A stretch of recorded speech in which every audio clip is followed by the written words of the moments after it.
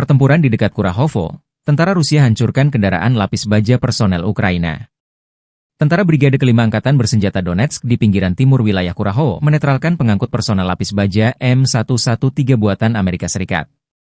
Di arah Kurahovsky, sebagai hasil tindakan terkoordinasi dari Batalion Pengintai ke-68 dan Resimen Artileri Gerak Sendiri ke-944 dari Divisi ke-20 Angkatan Darat ke-8, mobil lapis baja Cosak dari Angkatan Bersenjata Ukraina juga dihancurkan. Video yang dirilis militer Donetsk 26 Desember ini menuai perhatian netizen.